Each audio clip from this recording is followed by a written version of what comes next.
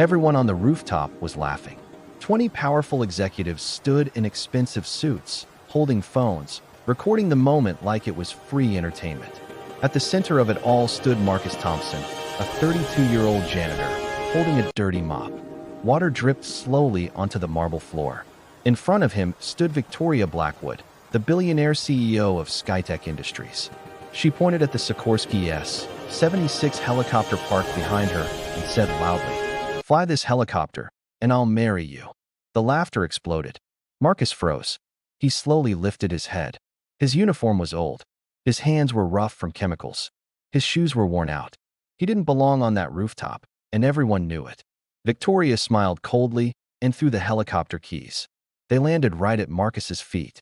"Go on," she said. "Pick them up." More laughter. Phones zoomed in. Someone whispered, "This is going viral." Marcus bent down and picked up the keys.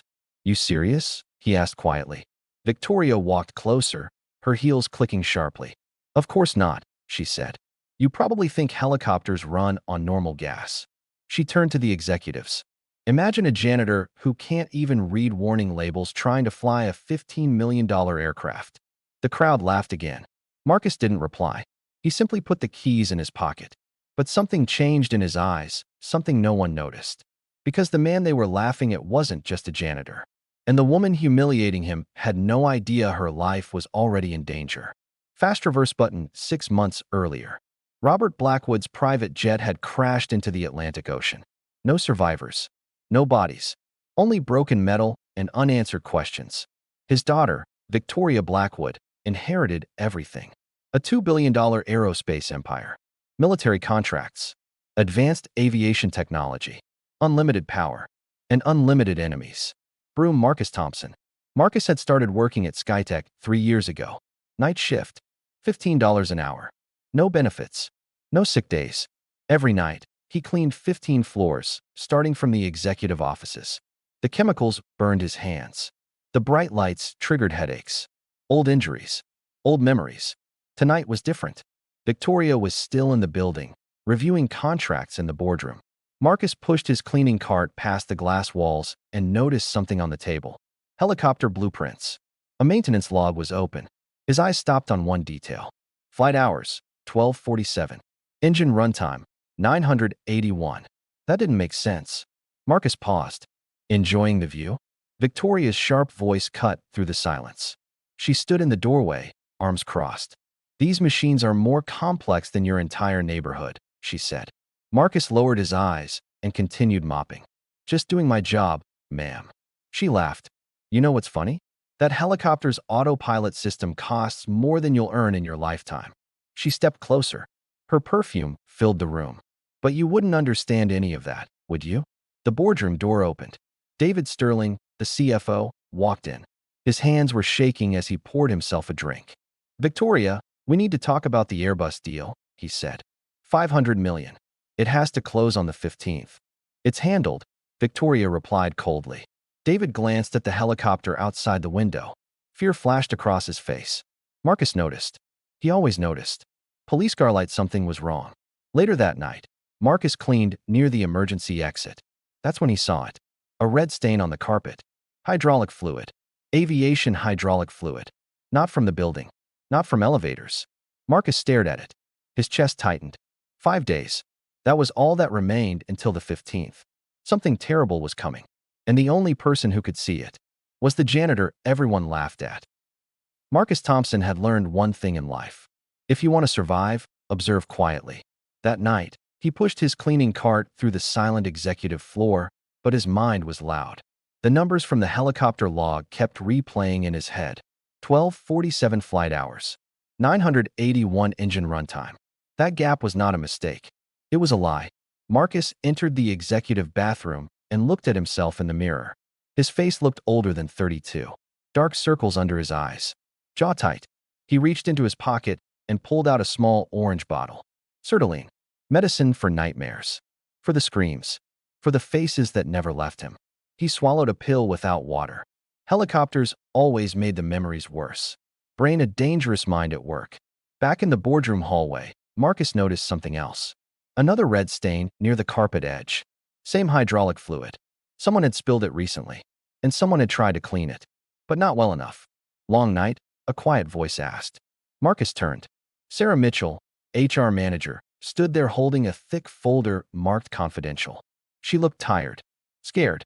Always is, Marcus replied. She lowered her voice. She's getting worse. Ever since Robert. She stopped herself. Marcus noticed the folder slightly open. Inside, he saw a title page. Last Will and Testament, Robert Blackwood. Sarah noticed his eyes and quickly closed the folder. I should go, she said and walked away fast. Marcus didn't follow, but he remembered. Briefcase secrets behind closed doors. Later, Marcus returned to the boardroom. Victoria and David Sterling were arguing. The 15th is non-negotiable, David said sharply. Insurance, investors, everything depends on it.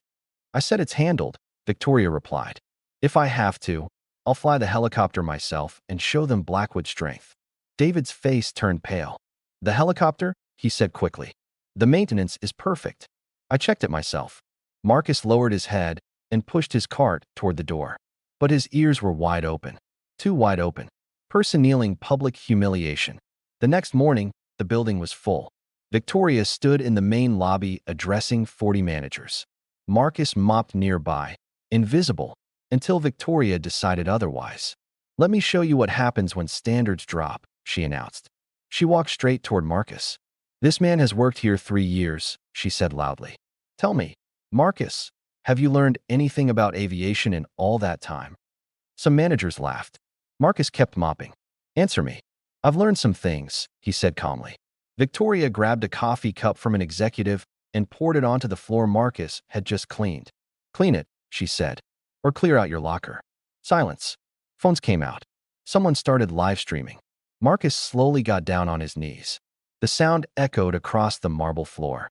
He cleaned the coffee while Victoria spoke proudly. This is why Skytech hires the best, she said. David Sterling watched from above, whispering into his phone. Yes, the 15th. The hydraulics will fail at altitude. Make it look natural. Marcus heard every word. Key, a silent warning. As the crowd dispersed, Sarah rushed forward and knelt beside Marcus. Here, she whispered, helping him clean. Victoria stomped closer. He cleans alone. Sarah stood up, but slipped something into Marcus's hand. A small key. She mouthed silently. Robert's office. Tonight. Marcus closed his fist, warning the threat. That evening, Marcus received a text from an unknown number. Stop digging, or you'll join Robert. He deleted it. Looked up at the helicopter on the roof. 5 days. That was all. If he did nothing, Victoria Blackwood would die. The woman who humiliated him. The woman who made him kneel. His hands stopped shaking. For the first time in years, his mind was clear. War was coming, and Marcus Thompson had never been good at running from it. 2 nights before the 15th, Marcus worked his usual night shift, but nothing felt normal anymore. The Skytech tower hummed quietly, like it was holding its breath. Preparations for Victoria's flight were everywhere. Banners, emails, security patrols. Everyone believed the future of the company would be decided in the air. At 2:07 a.m., the executive floor was empty. Marcus stopped in front of a locked door. Robert Blackwood's office. Untouched since his death.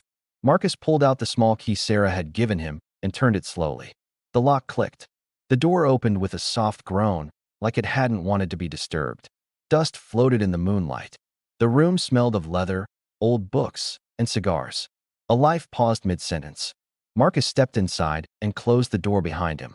He searched carefully. Desk drawers, filing cabinets, picture frames. Nothing useful at first. Then he noticed a thick aviation manual on the shelf. Too thick. He opened it. Inside was a hidden compartment. A black flash drive, neatly taped, labeled with one word. Insurance. Marcus plugged it into Robert's old computer. The screen lit up. Files opened instantly. Not money insurance. Not company insurance. Life insurance. If Victoria Blackwood died in an aviation accident, David Sterling would receive $100 million as interim CEO compensation. Marcus stared at the screen. The policy had been signed 2 weeks before Robert's death. His chest tightened. Footsteps echoed outside. Marcus quickly pulled out the drive, slipped it into his pocket, and grabbed his mop. He stood still behind the door as it slowly opened. David Sterling stumbled in. Drunk. Tie loose. Shirt wrinkled. Phone pressed to his ear. I need more time. David whispered. After the 15th, I'll have the money. 50 million. Please. He paused, listening. No, don't bring my family into this. My daughter is 8. Marcus barely breathed. I did what you asked, David said. The hydraulic fluid has been replaced. It will crystallize at altitude. It'll look like a failure. Another pause. Yes, just like Robert. The call ended. David walked to the window and stared at the helicopter on the roof. I'm sorry, he whispered. They gave me no choice. He left the room. Marcus stayed frozen for a long time. Now he knew. David hadn't killed Robert directly, but he had allowed it. Helicopter, a risky choice. Marcus climbed to the rooftop. The Sikorsky S-76 sat silently under the night sky. He opened the maintenance panel with practiced ease. His fingers touched the hydraulic fluid. Wrong smell. Wrong thickness. This fluid would lock the controls at 10,000 feet. Instant death. Marcus thought fast. If he drained it completely, David would notice. If he warned Victoria, she wouldn't believe him. So Marcus did something dangerous. He added a small amount of standard hydraulic fluid to the mixture. Not enough to stop failure, just enough to delay it. Instead of failing over the ocean, it would fail at 3,000 feet. Low enough for survival. If the pilot knew what to do. Writing hand preparing for the worst. Back in the janitor's closet, Marcus opened an old notebook. He wrote step-by-step emergency instructions. How to recognize failure. How to control panic. How to perform auto-rotation. How to land. His hand was steady. His mind was clear. His phone rang. Unknown number. You were in Robert's office, a distorted voice said. Stop now or your medical records go public. PTSD. Fallujah. The call ended. Marcus stared at the phone, then at the notebook, then at the helicopter outside the window. He kept writing. Because some battles are worth fighting, even if they destroy you. The 15th arrived cold and clear. Perfect flying weather.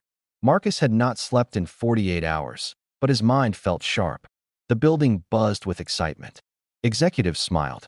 Assistants rushed. Cameras waited. Everyone believed today would bring success, headlines, and money. Victoria Blackwood entered the lobby wearing a fitted flight suit. Confident, powerful, afraid, though she hid it well. The helicopter waited on the roof like a promise and a threat. David Sterling stood nearby, sweating despite the morning chill. He kept checking his watch. We leave at 8, Victoria said. On time. Marcus pushed his cleaning cart across the marble floor, moving slowly on purpose. In his pocket was the folded emergency guide he had written. He needed to place it inside the helicopter, but security hovered close. One mistake, and everything would collapse. Then opportunity appeared. Victoria's assistant hurried forward, holding a cup of expensive coffee. The same brand Victoria drank every morning. Marcus adjusted his cart slightly and bumped her arm. Coffee exploded everywhere. Across Victoria's suit, her hair, her face. Silence hit the lobby before the explosion of rage. You useless idiot. Victoria screamed. Do you know what this costs? I'm sorry, Marcus stammered, lowering his eyes. I have to fly in 20 minutes, she shouted. There's a spare suit in your office, David said quickly. Too quickly. You can change. Victoria glared at Marcus. You're fired. Security, remove him. But Marcus heard only one thing. 20 minutes. While Victoria changed upstairs and David paced nervously on his phone, Marcus slipped into the maintenance stairwell. He knew the guards' routines. He had memorized them over years of invisibility. The rooftop door opened easily. The Sikorsky waited. Marcus moved fast. He opened the cockpit door and placed the folded instructions on the pilot's seat, where Victoria could not miss them. Then he hid his phone under the co-pilot seat and activated the recorder. Evidence mattered. Before leaving, Marcus hesitated. He reached into his jacket and pulled out his old military challenge coin. He placed it on top of the papers. If she saw that coin, she would read. He closed the door and disappeared. Minutes later, Victoria arrived on the roof. She climbed into the helicopter and noticed the papers. Annoyed, she picked them up, ready to throw them away. Then she saw the coin. She turned it over. CW-3 Marcus Thompson, 160th Special Operations Aviation Regiment. Her breath caught. David approached the aircraft. Everything okay? Fine, she said, forcing calm. She slipped the papers into her pocket. The rotors began to spin. The sound slammed into Marcus from inside the building. His hands shook. Memories surged. Fire. Screams. Fallujah. He leaned against the wall and forced himself to breathe. The helicopter lifted smoothly. 1,000 feet. 2,000. Marcus rushed into the boardroom where the flight tracker glowed on the screen. David stood there, staring. 2,500 feet. Then Victoria's voice crackled through the radio. Controls feel stiff. David went pale. Hydraulic pressure dropping, she said. Fear crept in. Static filled the room.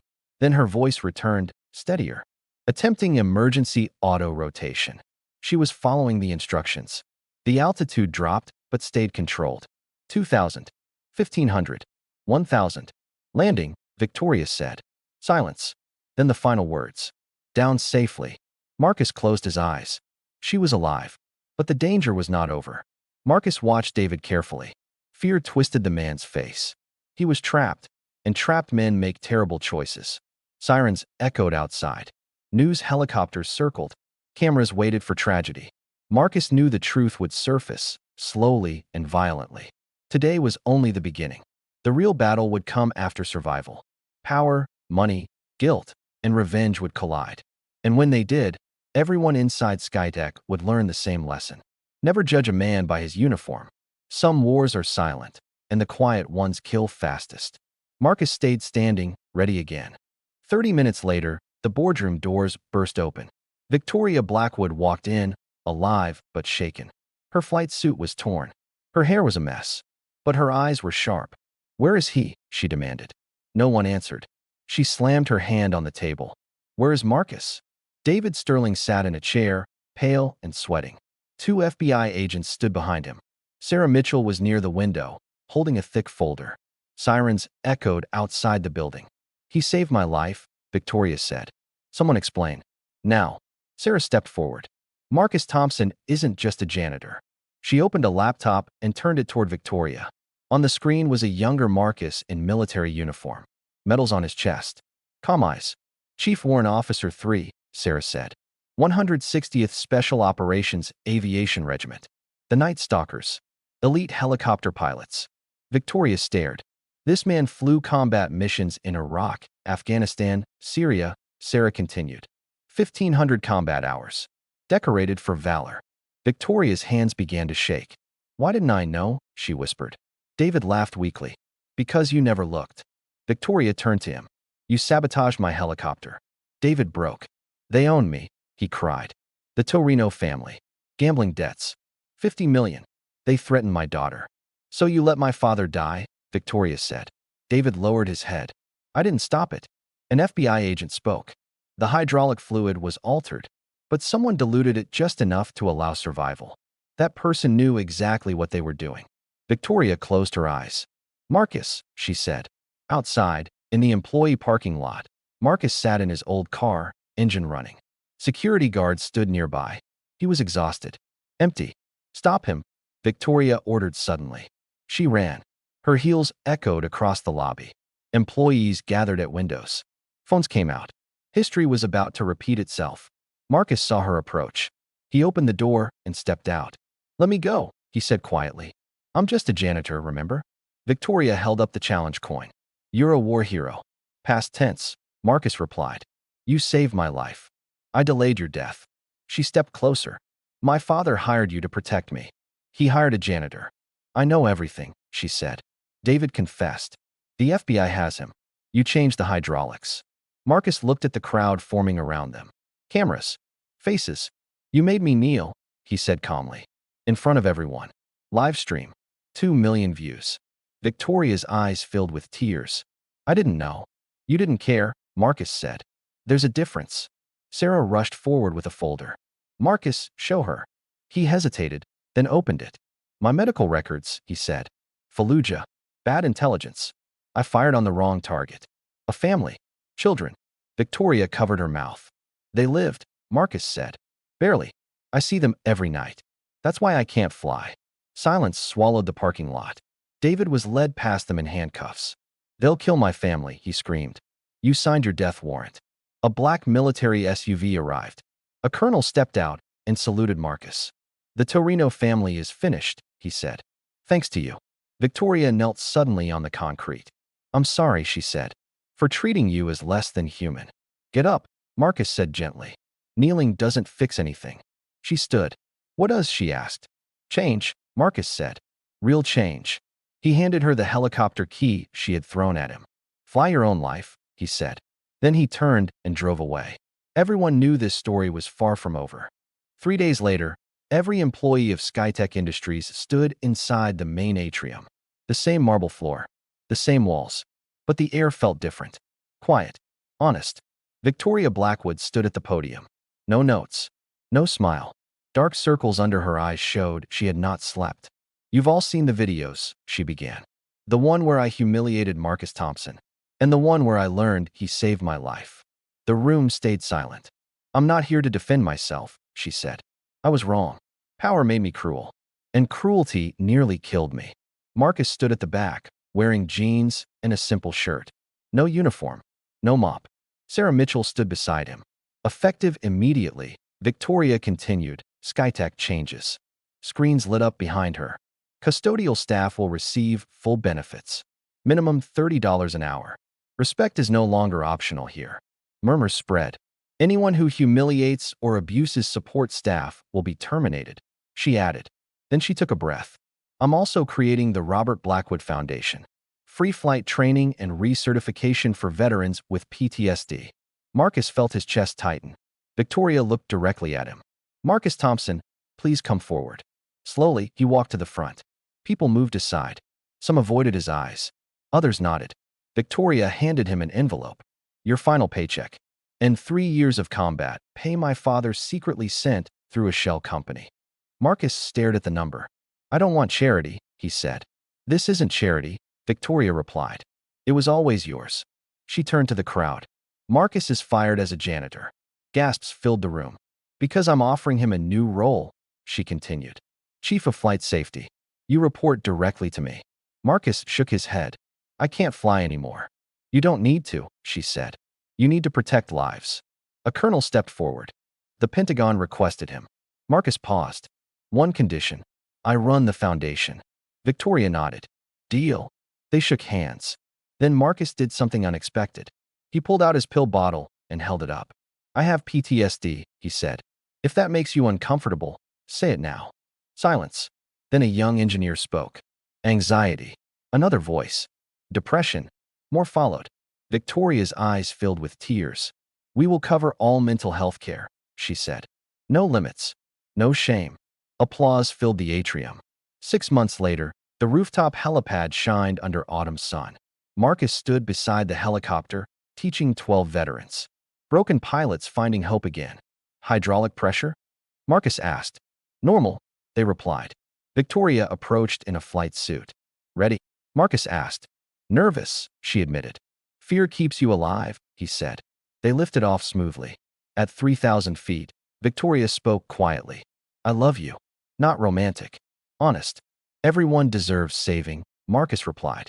1 year later, Marcus stood at a memorial podium. Behind him stood 53 graduates of the foundation. A janitor was hired, Marcus said, but a soldier was seen. Victoria sat in the front row, no longer hiding behind anger. Look closer, Marcus finished. The person you ignore might be the one who saves you. The crowd stood and applauded. For the first time since Fallujah, Marcus felt peace. The war was finally over.